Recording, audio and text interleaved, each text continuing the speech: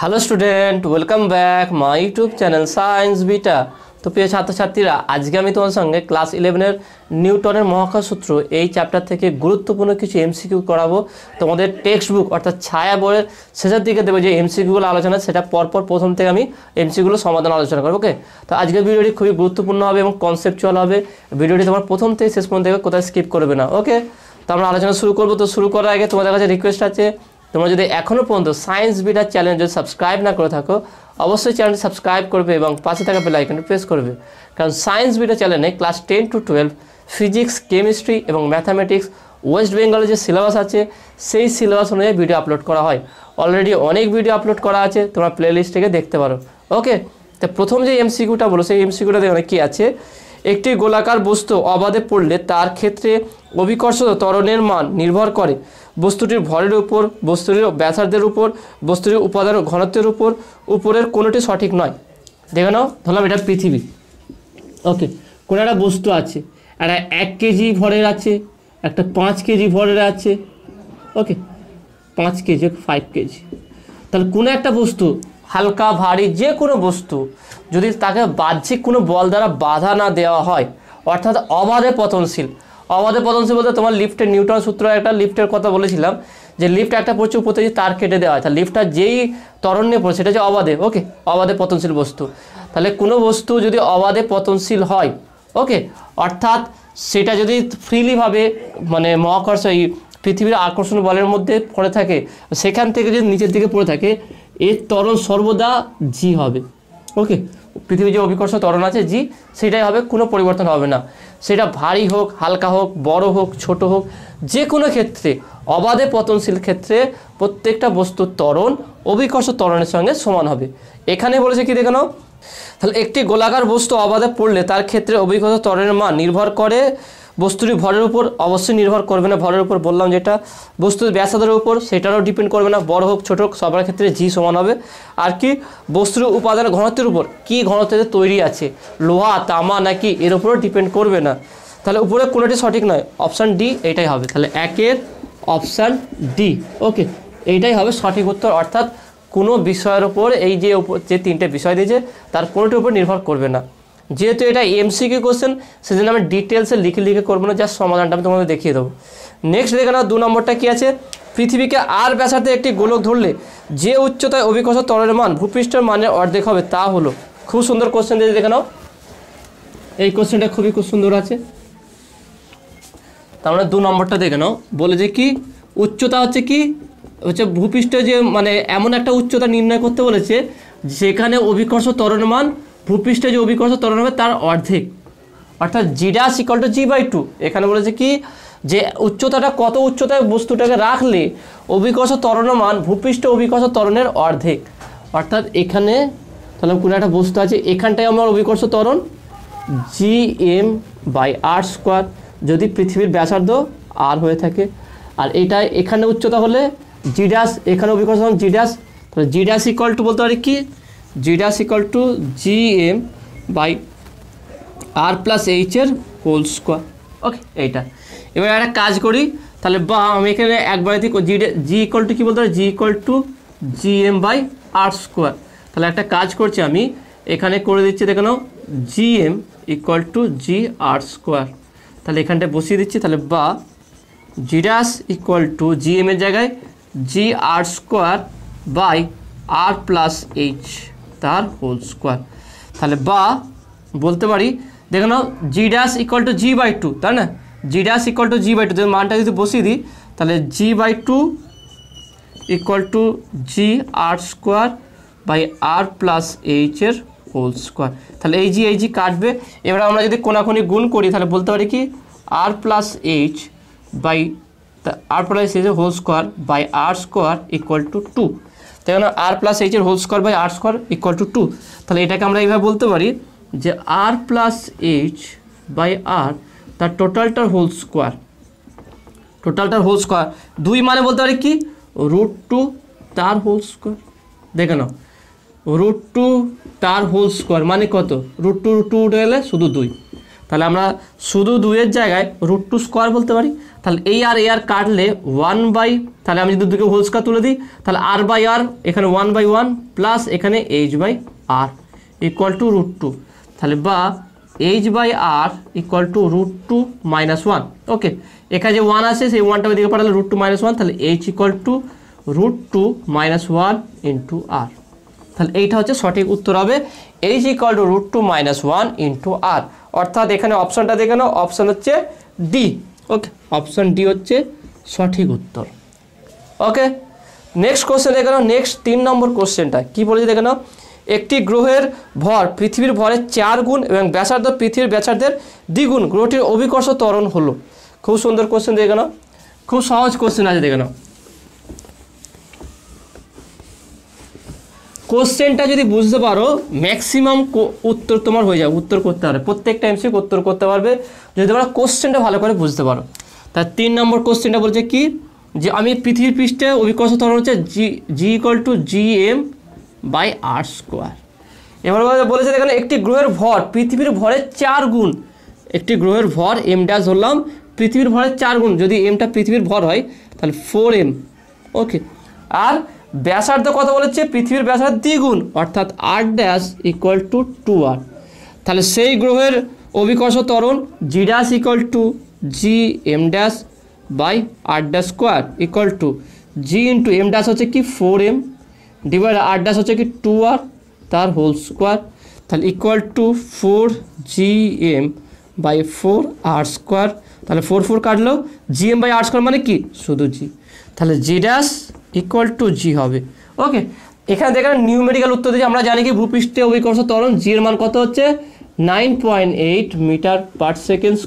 তাহলে এখানে কত হবে, g ড্যাশ ইকুয়াল টু 9.8 মিটার/সেকেন্ড²। তাহলে এখানে অপশানটা কোনটা, অপশান এ, প্রথম অপশানটাই উত্তর হয়ে যাবে। দেখে না কত সহজে। আমার ভূপৃষ্ঠের এই ফর্মুলাটা অবশ্যই মনে রাখতে হবে, সেখানে যা বলেছে সেই হিসাবে রিপ্লেস করে দেখলাম যে একই আসছে। ওকে, তো আসলে তুমি এটা বুঝতে পেরেছো। তো নেক্সট 4 নম্বর কোশ্চেনে দেখেন কি আছে, চন্দ্রের ভর পৃথিবীর ভরের 1/80 ভাগ এবং চন্দ্রের ব্যাসার্ধ পৃথিবীর ব্যাসার্ধের 1/4 ভাগ, চন্দ্রের অভিকর্ষ ত্বরণ এবং পৃথিবীর অভিকর্ষ ত্বরণের অনুপাত নির্ণয় করো। খুব সুন্দর কোশ্চেন দিয়েছে দেখে নাও। তাহলে আমার পৃথিবীর অভিকর্ষ ত্বরণের ফর্মুলা আমি লিখে রেখেছি। ওকে, তাহলে এটা হচ্ছে 4 নম্বর। তাহলে চন্দ্রের ভর, তাহলে m ড্যাশ ইকুয়াল টু কত বলছে, পৃথিবীর ভরের 1/80 অংশ। ওকে, তারপরে বলছে কি চন্দ্রের ব্যাসার্ধ পৃথিবীর ব্যাসার্ধের 1/4 ভাগ, তাহলে পৃথিবীর ব্যাসার্ধের 1/4 ভাগ। ওকে, এইটা তাহলে চন্দ্রের অভিকর্ষ ত্বরণ এবং পৃথিবীর অভিকর্ষ ত্বরণের মধ্যে অনুপাত। তাহলে বলতে পারি জি ড্যাশ চন্দ্রের অভিকর্ষ ত্বরণ, এটা চন্দ্রের, ওকে চন্দ্রের equal to gm'/r² equal to আমার মানটা বসাবো g ইন্টু m ড্যাশের মান হচ্ছে 1/80m ইন্টু 1/r, r² মানে হচ্ছে 1/4r তার হোল স্কোয়ার। তাহলে ইকুয়াল টু আমরা বলতে পারি দেখে নাও, তাহলে g into 1/80m into 1/r² by 4² করে 16, r²/16, তাহলে আমি উপর লিখে দিলাম 16। ওকে 16, তাহলে আমি 8 দিয়ে কাটাকুটি করে দেবো, 8 × 10 = 80, 8 × 2 = 16। ওকে, 8 × 2 = 16, আবার 2 দিয়ে কাটাকুটি করে 2 × 1 = 2, 5। ওকে, এটা 5। তাহলে আমরা পেলাম দাদা জি ড্যাশ ইকুয়াল টু কী পেলাম 1/5 gm/r²। gm/r² কি পৃথিবীর অভিকর্ষ ত্বরণ। তাহলে এখান থেকে বলতে পারি কি g dash equal to 1/5 into g, তাহলে বা g dash by g equal to 1/5, তাহলে g dash is to g equal to 1:5। তাহলে উত্তরটা কত হবে 1:5 হবে। তাহলে এখানে কত দিয়েছে দেখে নাও, অপশান সি, অপশান সি হচ্ছে সঠিক উত্তর 1:5। ওকে, তো আসলে এটা বুঝতে পেরেছো। নেক্সট কোশ্চেন দেখে নাও, নেক্সট 5 নম্বর কোশ্চেনটা কী আছে দেখে নাও। পৃথিবীর ঘূর্ণন হঠাৎ থেমে গেলে নিরক্ষ অঞ্চলে কোনো বস্তুর অভিকর্ষ ত্বরণের মান কী হবে, বৃদ্ধি পাবে। এটা হবে কি বৃদ্ধি হবে, কারণ দেখে নাও যখন পৃথিবী একটা পৃথিবীতে ঘুরতে থাকে তখন তার হচ্ছে কি অভিকর্ষ ত্বরণের মান হ্রাস পায়। অভিকর্ষ ত্বরণের মান হ্রাস পায় যখন পৃথিবী ঘুরতে থাকে। কিন্তু যখনই এর ঘূর্ণন ভেঙে মানে বন্ধ হয়ে যাবে, তাহলে পৃথিবী ঘুরলে যদি তোমরা দেখবে একটা 3টে প্রমাণ আছে অভিকর্ষ ত্বরণে, একটা হচ্ছে উচ্চতার সঙ্গে, একটা গভীরতার সঙ্গে, আর একটা পৃথিবীর ঘূর্ণনের সঙ্গে। ওকে, পৃথিবী ঘুরে বলে মেরু অঞ্চলে, নিরক্ষীয় অঞ্চলে যেই অভিকর্ষ ত্বরণের যে তারতম্যগুলো ঘটছে, তা সেখানটায় যে পরিবর্তনগুলো হচ্ছে এটা ঘূর্ণনের জন্য হচ্ছে। তাহলে পৃথিবীর ঘূর্ণন যদি হঠাৎ করে থেমে যায়, তাহলে ঘুরলে পৃথিবী, ব্যাপারটা ভালো করে বুঝে নাও, পৃথিবী ঘুরলে অভিকর্ষ ত্বরণের মান হ্রাস পাচ্ছে পৃথিবীর ঘূর্ণনের ফলে। তাহলে পৃথিবী থেমে গেলে কী হবে? বৃদ্ধি পাবে। তাহলে এখানে কত হবে? উত্তরটা হবে কি? অবশ্যই উত্তর হবে কি? বৃদ্ধি পাবে। ওকে, তাহলে 5-এর সি হবে সঠিক উত্তর। তাহলে এটা হবে কি? মুখোমুখি হয়ে যাবে এটা 5-এর সি। পৃথিবীর ঘূর্ণন হঠাৎ থেমে গেলে তাহলে অভিকর্ষ ত্বরণের মান কী হবে? বৃদ্ধি পাবে। ওকে, তার নেক্সট কোশ্চেন দেখে নাও। নেক্সট হচ্ছে কি 7 নম্বর কোশ্চেনটা দেখে নাও কী আছে। পৃথিবীতে মুক্তিবেগের মান ভিই কোনো গ্রহের ভর ও ব্যাসার্ধ উভয়ই পৃথিবীর দ্বিগুণ হলে ওই গ্রহের মুক্তিবেগের মান কত হবে? তাহলে এটা কোশ্চেন নাম্বার কি? 6। কোশ্চেন নাম্বার 6 কি কোশ্চেনটা বললাম দেখে নাও। বলা যায় কি পৃথিবীর মুক্তিবেগ মান হচ্ছে ভিই, পৃথিবীতে মুক্তিবেগ হচ্ছে ভিই। ওকে, তারপরে যে কি, তারপরে বলা হচ্ছে কোনো গ্রহের ভর ও ব্যাসার্ধ উভয়ই পৃথিবীর দ্বিগুণ। মুক্তিবেগের ফর্মুলার জন্য ভিই ইকুয়াল টু √2gm/r। ওকে, এটা পৃথিবীর মুক্তিবেগের রাশিমালা। ওকে, তার বলা যে কি কোনো একটা গ্রহের কি বলেছে এখানে, বলছে ভর ও ব্যাসার্ধ উভয়ই দ্বিগুণ। তাহলে ভর হচ্ছে m dash equal two 2m আর ব্যাসার্ধ r ইকুয়াল টু আরটা বলছে কি উভয় দ্বিগুণ, তার 2r। ওকে, তাহলে ওই গ্রহের মুক্তিবেগটা কত হবে, তাই না? বলেছে ওই গ্রহের মুক্তিবেগ কত, তাহলে ভিই dash equal two √2gm'(r'). √2g, এমটা হচ্ছে কি 2m হবে। ওকে, বলে দিচ্ছি এখানে আরটা হচ্ছে 2r, তাহলে 2 কাটবে, তাহলে কত হচ্ছে √2gm/r। মানে আমরা পৃথিবীর যে মুক্তিবেগ সেটাই ফিরে পাচ্ছি ইকুয়াল টু ভিই, অর্থাৎ ভিই ড্যাশ ইকুয়াল টু ভিই। তার মানে পৃথিবীর যে মুক্তিবেগ হবে সেই মুক্তিবেগই হবে। তার মানে এখানে অপশানটা আছে দেখে নাও, অপশান এ। অপশান এ হচ্ছে কি সঠিক উত্তর, ভিই হবে। ওকে, তাহলে এটা 6 নম্বর কোশ্চেন গেল। তো নেক্সট 7 নম্বর কোশ্চেনটা দেখে না কি আছে। ভর স্থির রেখে পৃথিবীর ব্যাসার্ধ অর্ধেক হলে দিনের স্থিতিকাল কি হবে? কমবে, বাড়বে, না একই থাকবে? উত্তরটা হবে কমবে। কারণ দেখে নাও যে আমরা জানি কি পর্যায়কাল বা সময় সেটা ভরের উপর ডিপেন্ড করে না, t² প্রপোর্শনাল টু r3। তাহলে এই ব্যাসার্ধ বা এই আরটা যত কমবে তত পর্যায়কালটা কমবে, যেহেতু ডাইরেক্টলি সমানুপাতিক আছে, t² সমানুপাতিক r3। তাহলে r এর মান যদি কমে যায় তাহলে t এর মানটাও কমে যাবে, তাহলে অবশ্যই এটা কী হবে? কমবে। ওকে, তাহলে এটা কত নম্বর কোশ্চেন? Question number 7। তাহলে অবশ্যই এটা কমবে। ওকে, নেক্সট কোশ্চেন দেখে নাও। কোশ্চেন নাম্বার 8টা কী আছে? কোশ্চেন নাম্বার 8টা বলা আছে পৃথিবী পৃষ্ঠে একটি বস্তুর ওজন W পৃথিবীর ব্যাসার্ধের অর্ধেকের সমান উচ্চতায় বস্তুটির ওজন হবে, সেটা বের করতে বলেছে। এটা খুব সহজে দেখে নাও।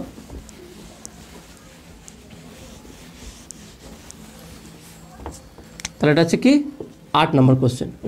W ইকুয়াল টু ধরলাম mg। এই পৃথিবী পৃষ্ঠে কোনো একটা জায়গায় m ভরের বস্তু আছে, m ভরের বস্তু আছে, তার ওজন W, তার W ইকুয়াল টু mg। কারণ আমরা জানি ভূপৃষ্ঠে বস্তুটার ওজন হচ্ছে কি অভিকর্ষ ত্বরণ হচ্ছে g। এবারে বলেছে দেখেন তারপরে কোশ্চেনটা কি বলেছে, তাহলে পৃথিবীর ব্যাসার্ধের অর্ধেক সমান উচ্চতায় বস্তুটির ওজন কত হবে? পৃথিবীর ব্যাসার্ধের অর্ধেক উচ্চতা, তার মানে হচ্ছে এইটা হচ্ছে পৃথিবী, এটা হচ্ছে পৃথিবী, এখান থেকে বস্তুটা আছে, তাহলে এখান থেকে এর ব্যাসার্ধ, এটা হচ্ছে পৃথিবীর ব্যাসার্ধ। আর উচ্চতাটা কত বলেছে দেখানো, ভালো করে দেখানো। উচ্চতাটা বলা হয়েছে উচ্চতা পৃথিবীর ব্যাসার্ধের অর্ধেক, পৃথিবীর ব্যাসার্ধ অর্ধেক সমান উচ্চতায়। তার মানে h ইকুয়াল টু r/2 বলা হয়েছে এখানে, h ইকুয়াল টু r/2, এটা কি m। তাহলে এইখানটা g ড্যাশ কত হবে সেটা বের করতে হবে। তাহলে আমরা জানি কি, তাহলে g ড্যাশ, তাহলে পৃথিবীর ওই উচ্চতায় ওজন হচ্ছে কি w dash equal two m g dash. কারণ বস্তুর ভরের কোনো পরিবর্তন হবে না, উচ্চতা যতই বাড়ুক বা কমুক, পৃথিবী থাকুক বা পৃথিবীর বাইরে থাকুক, যে কোনো মহাবিশ্বের যে কোনো জায়গা থাকলে বস্তুর ভরের কোনো পরিবর্তন হবে না, একই থাকবে। কিসের পরিবর্তন হবে? অভিকর্ষ ত্বরণের পরিবর্তন হবে। তাহলে ভূপৃষ্ঠ হচ্ছে g ছিল, আর ভূপৃষ্ঠ থেকে h উচ্চতা অর্থাৎ পৃথিবীর ব্যাসার্ধের অর্ধেক উচ্চতায় কত হবে সেটা আমরা বের করব, সেই হিসাবে আমরা এখানে মান ব্যবস্থা। তাহলে জি ড্যাশ ইকুয়াল টু বলতে পারি কি GM by R plus H তার হোল স্কোয়ার। ওকে, তাহলে আমাকে আর প্লাস এইচটা বের করতে হবে। তাহলে এখান থেকে আর প্লাস এইচটা কত হবে দেখে নাও, r plus h equal to r plus এইচের মান কি আর বাই টু, তাহলে কত হচ্ছে দেখে নাও 3r/2। ওকে, তাহলে এটা হবে। তাহলে এখানে যদি বসিয়ে দিই তাহলে g dash equal to GM by 3r/2 তার হোল স্কোয়ার। তাহলে ইকুয়াল টু কত হচ্ছে GM বাই 9/4 আর স্কোয়ার। তাহলে বা g dash equal to, okay, তাহলে 4টা উপরে উঠবে 4/9 GM বাই আর স্কোয়ার। এবার GM বাই আর স্কোয়ার মানে কি আমরা জানি কি g equal to GM by r square ভূপৃষ্ঠে। তাহলে বা g dash equal to 4/9 g. তাহলে আমরা জি ড্যাশের মান পেয়ে গেলাম। তাহলে এখানে যদি বসিয়ে দিই তাহলে ডাব্লিউ ড্যাশটা কত হবে দেখে নাও। তাহলে অতএব W dash equal two M 4/9 g, তাহলে ইকুয়াল টু 4/9 mg। ওকে, তাহলে বা W dash equal two mg equal to কি আবার ডাব্লিউ, তাহলে 4w/9। তাহলে পৃথিবীর অর্ধেক ব্যাসার্ধের উচ্চতায় যদি কোনো বস্তুকে রাখা হয় সেই বস্তুটার ওজনটা কত হবে ভূপৃষ্ঠে যা ছিল তার 4/9 ভাগ। ওকে, তাহলে এখানে অপশানটা কোথায় আছে দেখে নাও, অপশানটা এখানে আছে হচ্ছে তোমার অপশান সি হচ্ছে কি সঠিক উত্তর। ওকে, তাহলে আপনার প্রশ্নের উত্তর কত হলো W dash equal two 4w/9। ওকে, তো আশা তুমি এটা বুঝতে পেরেছো। তো নেক্সট 9 নম্বর কোশ্চেনটা কী আছে দেখে নাও। এখানে বলা আছে কি ভূসমলয় উপগ্রহে পৃথিবীর সঙ্গে যে বিষয়টিতে সাদৃশ্য আছে তা হলো রৈখিক বেগ, প্রদক্ষিণকাল, কৌণিক বেগ, কৌণিক ত্বরণ। যদিও তোমাদের ভূসমলয় উপগ্রহ নেই তবুও প্রশ্নটা করে রাখো, কারণ তোমরা যে নিট বা জয়েন্ট অন্যান্য পরীক্ষা দিতে চাও তাহলে অবশ্যই সবই করতে হবে। বিশেষ করে যেই চ্যাপ্টারগুলো এন্টায়ার চ্যাপ্টার বাদে, সেইগুলো বাদে কোনো চ্যাপ্টার ধর কোনো একটা টপিক বাদ দিয়েছে সেখানটায় কিন্তু তোমাকে বাদ দিলেও হবে না, এটা পুরোটা পড়ে নিলেই ভালো হয়। ওকে, তাহলে এখানে দেখে নাও ভূসমলয় উপগ্রহ কি পৃথিবী থেকে যে গ্রহটা মানে প্রদক্ষিণকাল, পৃথিবীর নিজ অক্ষে প্রদক্ষিণকাল আর ওই গ্রহের আবর্তনকাল পৃথিবীকে যদি দুটো বেগ সেম হয় তাহলে দেখে নাও পৃথিবী যেই বেগে ঘুরছে সেই স্যাটেলাইটটা যদি একই বেগে ঘুরে তাহলে পৃথিবীতে যে আছে সেটাকে কি দেখবে, সেটাকে দেখবে স্থির অবস্থায় দেখবে। ওকে, তাহলে পৃথিবীতে এসে ওই বস্তুটাকে স্থির অবস্থায় দেখবে। তাহলে সেক্ষেত্রে তাহলে এর বেগটা তাহলে এর সঙ্গে পৃথিবীর সঙ্গে কী সমান হতে হবে, পৃথিবীর কৌণিক বেগ আর ওই বস্তুটার বা স্যাটেলাইটটার ভূসমলয় উপগ্রহের কৌণিক বেগ দুটোকে সেম হতে হবে। তাহলে এখানে কী হবে দেখে নাও, এখানে হচ্ছে কি অপশানে কোন অপশানটা হবে দেখে নাও, এখানে অপশান হবে অপশান সি কৌণিক বেগ। অর্থাৎ ভূপৃষ্ঠের যে কৌণিক বেগটা আছে, ভূপৃষ্ঠের কৌণিক বেগ আর ওই বস্তুটার কৌণিক বেগ দুটো যে সেম হয়ে যায় তবেই পৃথিবী থেকে স্থির অবস্থা দেখবে। ভাবো যে আমরা যখন দুটো ট্রেন একসঙ্গে যাই, একই স্পিডে যদি দুটো ট্রেন যায় আমরা মনে হয় যে পাশাপাশি দুটো ট্রেন স্থির অবস্থায় একে অপরকে দেখতে পাই। যখন একটা স্পিড বেড়ে যায় তখন আমরা সেটাকে আগে দেখতে পেয়ে যাই। তাহলে কখন আমার সাপেক্ষ অন্য বস্তু স্থির দেখব, যখন তার বেগ এবং আমার বেগ সেম থাকবে তখনই আমরা সেটাকে স্থির হবে। যেহেতু পৃথিবী আবর্তন করছে আর বস্তুটা আবর্তন, তাহলে কৌণিক বেগ এখানে সেম হতে হবে। ওকে, তাহলে অপশান সি হবে সঠিক উত্তর। তার নেক্সট 10 নম্বর প্রশ্নটা দেখেন কী আছে। এখানে বলা আছে কি পৃথিবীর ঘূর্ণন হঠাৎ থেমে গেলে উত্তর মেরুতে অবস্থিত কোনো বস্তুর ওজন কি হবে, একই থাকবে। কেন দেখে নাও, তাহলে এটা হচ্ছে কি 10 নম্বর। তাহলে আমরা জানি কি পৃথিবীর ঘূর্ণন g dash equal to g 1 minus omega square r by g cos square theta. এবার উত্তর মেরু ধরলাম, উত্তর মেরু হচ্ছে কি এটা ধরলাম এর সাপেক্ষে, তাহলে কোনটা কত হচ্ছে 90 ডিগ্রি। উত্তর মেরুতে আমার কোনটা উত্তর মেরু এর সাপেক্ষে উত্তর মেরুর কোনটা কত হচ্ছে 90 ডিগ্রি। তাহলে এখানে যদি বসিয়ে দিই g dash equal to g 1 minus omega square r by g into cos square 90 degree. তাহলে কস 90-র মান 0, তাহলে এটা 0 হয়ে যাবে। তাহলে 0 হয়ে গেলে কী হচ্ছে দেখেন, তাহলে বা জি ড্যাশ ইকুয়াল টু জি।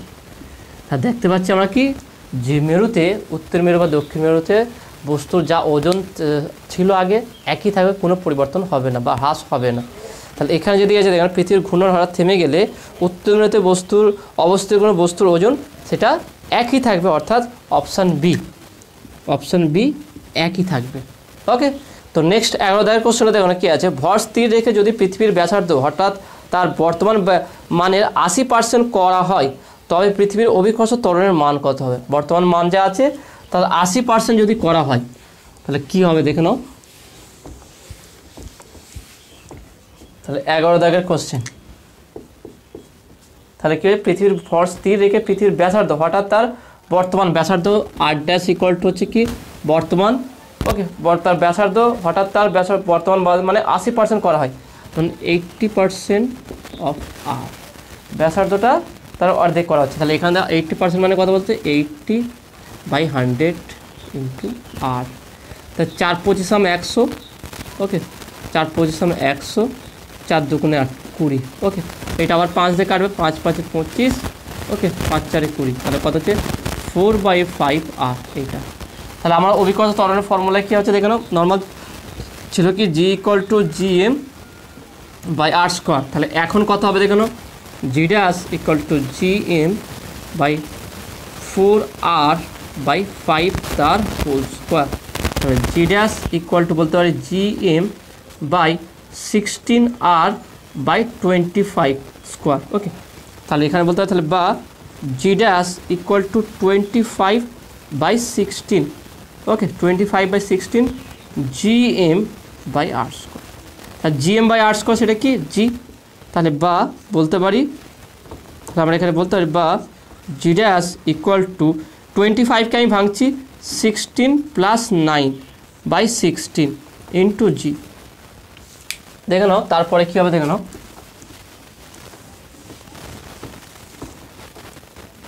তাহলে এখানটা যদি আমরা এটা করি তাহলে কী পাচ্ছি দেখে নাও, g ড্যাশ = তাহলে এটা যেন ব্র্যাকেট দিলাম, কি হচ্ছে দেখে নাও 16/16, তাহলে 1 + 9/16 9/16 ইন্টু g, তাহলে g ড্যাশ = g + 9/16 g, তাহলে দেখে নাও অভিকর্ষ ত্বরণ বাড়ছে না কমছে, তাহলে আগে ছিল কি g, এখন এই পরিমাণ বেড়ে গেছে, কিন্তু কত পার্সেন্ট সেটা বের করতে বলেছে। এখানে বলেছে কি যে পৃথিবীর ব্যাসার্ধ হঠাৎ তার বর্তমান মানে 80% করা হলে, ওকে, যা মানে তার থেকে 80% করা হয়েছে, তাহলে 80% করালে অভিকর্ষ ত্বরণের মান বাড়বে, বৃদ্ধি পাবে কত পার্সেন্ট, তাহলে g প্লাস এই এতটুকু বাড়বে, তাহলে এটাকে পার্সেন্টেজে কনভার্ট করলে কত হচ্ছে দেখে নাও 9/16 ইন্টু 100, ওকে, করো তাহলে 4 4 4 পয়সাম, এখানে কত হচ্ছে দেখে নাও 4 4 4 16, 4 পয়সাম 100, তাহলে উপরটা কত হচ্ছে দেখে নাও 5 9 45, 5 হাতে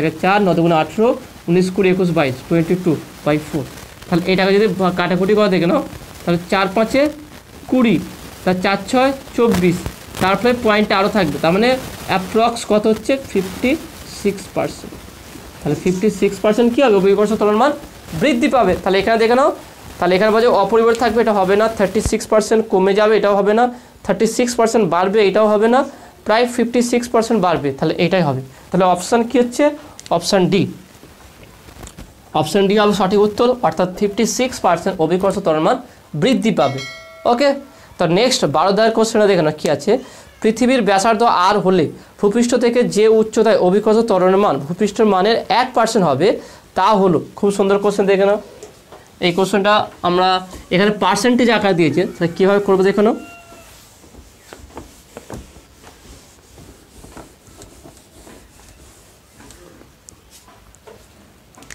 তাহলে 12 কী বলছে g ড্যাশ = g × 1%, এখানে বলেছে দেখে নাও, বলা হয়েছে যে পৃথিবী ব্যাসার্ধ r হলে ভূপৃষ্ঠ থেকে যে উচ্চতায় অভিকর্ষ ত্বরণের মান ভূপৃষ্ঠ মানের 1%, ভূপৃষ্ঠের মানের 1%, অর্থাৎ g ড্যাশ বাই g = 1% = 1/100, ওকে, 1/100 এটা বলে দিচ্ছে। বের করতে হবে কি h কত সেটা বের করবো আমরা, তাহলে আমরা বলতে পারি কি g ড্যাশ = gm/r + h এর হোল স্কোয়ার, জি ড্যাশ ছিল কি h উচ্চতায়, ভালো করে দেখে নাও এখানটায় h উচ্চতায় আমরা জি ড্যাশ নিয়েছিলাম, তাহলে এখানটাতে gm = আবার g = কী ছিল g = gm/r², অর্থাৎ এখানে বলতে পারি gm = gr², তাহলে মানটা যদি বসিয়ে দিই তাহলে বা g dash by g = gm, okay, g dash by d, আমি একটা কাজে একটা লাইন লিখে দিচ্ছি তোমাদের জন্য, g dash = g r square by R plus h, তাহলে বা তার হোল স্কোয়ার, তাহলে g dash by g equal to r square by R plus এইচের হোল স্কোয়ার, তাহলে বা এটা কত হচ্ছে 1/100 equal to r by R plus এইচের টোটালটার হোল স্কোয়ার। তাহলে এটাকে যদি উল্টে দিয়ে আমি বলতে পারি কি 100 equal to r plus h by r এর হোল স্কোয়ার, তাহলে 100 মানে কি 10-এর square equal to 1 plus 1/h by r তার স্কোয়ার, তাহলে দুটোকে স্কোয়ার তুলে দিলে তাহলে বলতে পারি কি 10 equal to 1 plus h by r, তার মানে বা বলতে পারি কি 9 equal to h by r, 1 minus হলে তাহলে এইচ ইকুয়াল টু 9 আর, তাহলে সঠিক উত্তর কত হবে এইচ ইকুয়াল টু 9 আর। ওকে, তো আসলে তুমি এটা বুঝতে পেরেছো। তো নেক্সট 13 নম্বর প্রশ্ন দেখো না কি আছে, M1 ও M2 ভর সম্পন্ন দুটি উপগ্রহ M1 গ্রেটার দ্যান M2 যথাক্রমে R1 ও R2 ব্যাসার্ধের কক্ষপথে R1 গ্রেটার দ্যান R2 যথাক্রমে V1 ও V2 বেগে ঘুরছে, এক্ষেত্রে কোনটা সমান হবে দেখানো, কোনটা হবে দেখানো। এটা ধরলাম এটা হচ্ছে আমার সূর্য, তাকে প্রদক্ষিণ করে দুটো গ্রহ ঘুরছে। ওকে, একটা গ্রহ আছে কি M1 যার ব্যাসার্ধ হচ্ছে কত, এখান থেকে দূরত্ব হচ্ছে R1, আর একটা গ্রহ আছে এখানটায় যার ভর হচ্ছে M2 যার দূরত্ব হচ্ছে কি R2। ওকে, তাহলে এর দ্রুতি হচ্ছে V2 আর এর দ্রুতি হচ্ছে কি V1, তাহলে কার বেশি হবে। এবার তুমি চিন্তা ভাবনা করো, পৃথিবীর কাছাকাছি যে সমস্ত গ্রহ আছে তার বেগ বেশি, মানে সেটা সূর্যকে প্রদক্ষিণ করতে বেশি সময় লাগে, না সূর্য থেকে যার দূরত্ব বেশি, বিশেষ করে পৃথিবী বা অন্যান্য বৃহস্পতি, প্লুটো বা নেপচুন এই সমস্ত আর যে গ্রহগুলো আছে তার বেশি, কোনটার বেশি হবে। তাহলে আমরা জানি কি, যেমন ধরো বুধের হয়তো পৃথিবীর প্রদক্ষিণ করতে 88 দিন লাগে, যেখানে পৃথিবীর সূর্যকে প্রদক্ষিণ করতে সময় লাগে 365 দিন। তাহলে কার কম লাগছে, বুধের, কারণ বুধ সূর্যের খুব কাছাকাছি আছে। তা যেই সমস্ত তোমরা যদি সৌরমণ্ডলটা ভালো করে দেখে থাকো, যেই সমস্ত গ্রহগুলো সূর্যের খুব কাছাকাছি অবস্থিত হচ্ছে তাদের বেগ যারা পৃথিবীর সূর্য থেকে দূরে আছে তার থেকে বেশি হবে, অর্থাৎ সেটা তাড়াতাড়ি দ্রুত সূর্যকে প্রদক্ষিণ করবে। আর যারা পৃথিবী থেকে যার দূরত্ব, সূর্য থেকে যার দূরত্ব যত বেশি হবে তার বেগ বা দ্রুতিটা তত কম হবে। অর্থাৎ এক্ষেত্রে V2 গ্রেটার দ্যান V1 বা বলতে পারি কি V1 লেস দ্যান V2, যেহেতু আমার M2 ভরটা সূর্যের খুব কাছাকাছি, এখানে R2, এখানে হচ্ছে R1 গ্রেটার দ্যান R2, তাহলে R2টা দূরত্ব R1 থেকে কম, তাহলে সূর্যের কাছাকাছি অবস্থিত, তাহলে সূর্যের কাছাকাছি অবস্থিত হলে তাহলে এর বেগটা বেশি হবে, এর বেগটা কম হবে, তাহলে হবে কি V1 লেস দ্যান V2, অর্থাৎ অপশানটা কি হচ্ছে অপশান বি। ওকে, তো আসলে তুমি এটা বুঝতে পেরেছো। নেক্সট কোশ্চেন, নেক্সট 14 কোশ্চেনটা দেখে না কি আছে, ভর স্থির রেখে পৃথিবীর ব্যাসার্ধ অর্ধেক হলে তোমার ওজন কি হবে। ভর স্থির রেখে পৃথিবীর ব্যাসার্ধ অর্ধেক করা হচ্ছে। ওকে, তাহলে ওজনে কি পরিবর্তন হবে।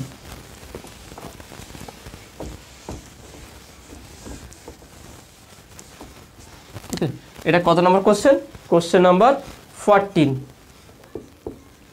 ভর স্থির রেখে তাহলে আমরা জানি কি G ইকুয়াল টু GM/r², তাহলে ওজন W ইকুয়াল টু আমরা জানি কি W ইকুয়াল টু mg। ওকে, তাহলে m হচ্ছে কি বস্তুটার ভর বা আমার ভর।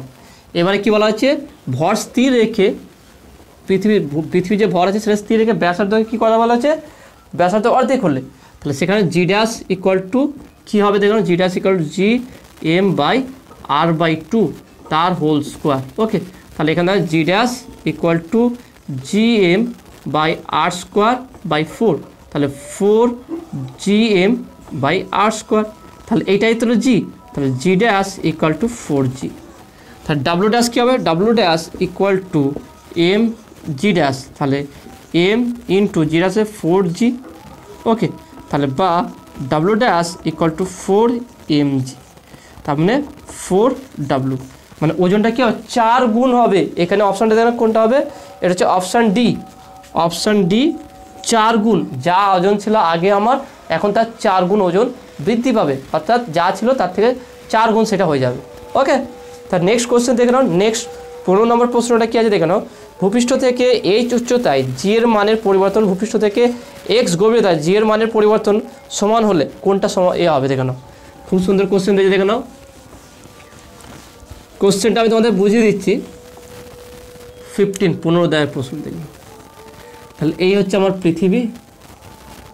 তাহলে পৃথিবী থেকে এই উচ্চতায় অভিকর্ষ ত্বরণের মানের পরিবর্তন, তাহলে এটাকে আমরা G1 ধরলাম ভূপৃষ্ঠ থেকে এই উচ্চতায়, আর ভূপৃষ্ঠ থেকে এক্স গভীরতায়, এখানে বলেছে কি এক্স গভীরতায়, সেখানটায় অভিকর্ষ ত্বরণটা কত হবে সেটাকে আমি G2 ধরলাম। তাহলে এই উচ্চতায় অভিকর্ষ ত্বরণের পরিবর্তন G minus G1 equal to 2hg/r, আর ভূপৃষ্ঠ থেকে এক্স গভীরতায় অভিকর্ষ ত্বরণের পরিবর্তন G minus G2 equal to xg/r। Okay, xg/r আমি তোমাদের প্রমাণ করেছিলাম, সেখানে দুটোই এইচ ধরেছিলাম, এখানে যেহেতু এক্স বলেছে xg/r। এখান থেকে এখানে বলেছে পরিবর্তন পরস্পর সমান, অর্থাৎ এখানে বলেছে কি G minus G1 equal to G minus G2। Question বলেছে কি উচ্চতার অভিকর্ষ ত্বরণের পরিবর্তন এবং গভীরতার অভিকর্ষ ত্বরণের পরিবর্তন পরস্পর সমান। তাই এই দুটো যদি পরস্পর সমান হয় তাহলে এখানে বলতে পারি 2hg/r ইকুয়াল টু xg/r। তাহলে আর আর কাটবে, জি কাটবে, তাহলে x ইকুয়াল টু 2h। তাহলে এখানে কী হবে দেখুন, এখানে হবে কি x ইকুয়াল টু 2h, অর্থাৎ অপশান বি হচ্ছে কি সঠিক উত্তর। ওকে, তো আসলে তুমি এটা বুঝতে পেরেছো। তাহলে দেখে নাও আজকে টোটাল তোমাদের প্রথম থেকে 15টা MCQ করে দিলাম। কেমন লাগলো সেটা তোমরা অবশ্যই কমেন্টে বলবে, বুঝতে পারলে কি না সেটাও কমেন্টে জানাবে। নতুন থাকলে অবশ্যই চ্যানেলটি সাবস্ক্রাইব করবে এবং পাশে থাকা বেল আইকনে প্রেস করবে, আর অবশ্যই ভিডিওতে একটা লাইক দেবে। তো দেখাবে নেক্সট ভিডিওয়। Have a nice day.